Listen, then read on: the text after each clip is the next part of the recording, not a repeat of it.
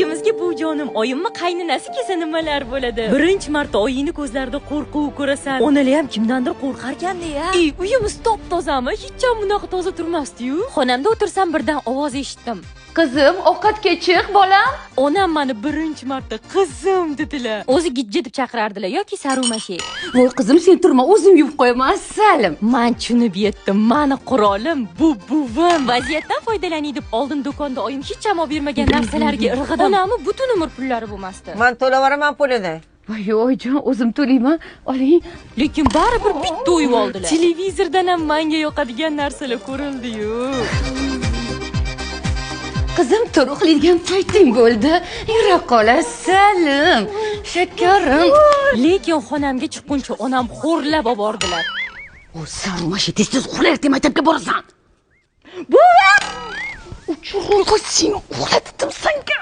Oyim ish buyurmasliklari uchun bu moldiga o'tirib olardim. Tezlash maktabga borishing kerak-ku. Choy ichib olsin, keyin boradi. Men ham atilab izmalanib ovqatlanaman-u. Men choy ichib bo'lgunimcha maktabim tugab bo'ladi. Buvim meni ishlardan ozod qilib bekitib ham qo'yardilar. Oyjon, Zebo qani do'konga chiqib ketsin, kir yuvayotgandim. Nima olib kelish kerak o'zi? Bavi bor-ku, Oyjon, yangi avlod texnologiyasi. Oldingidagi kirlarni kirsovunda soatlab qaynatish shart emas. Shundoq qaynoq suvga 3-4 qoshiq solamiz, ivitib qo'yamiz. Keyin xohlasangiz oddiy parashokda, xohlasangiz oq kirsovunda chayvoramiz. Qarabsizki, kirlaringiz ham top-toza, idishlar ham. Ha, oson ekan-u. Kirni qaynatmasangiz ham, yuvdim deb harxasha qilmasangiz ham bo'lar ekan-u. Lekin Zeboni ko'rmadim. Oyjon, nega bo'lmasa boxlero aytmaysiz shuni? O'zim chiqib kelaman do'konga.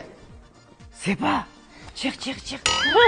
Rahmat. Lekin bitta yomon tomoni bor. Men oyimadan o'rtasida uxlamoqchi bo'lgan payt buvim kelib, "Turman bilan uxlaysan. Bular senga uka olib kelish kerak. Yur, oldimga." Bang!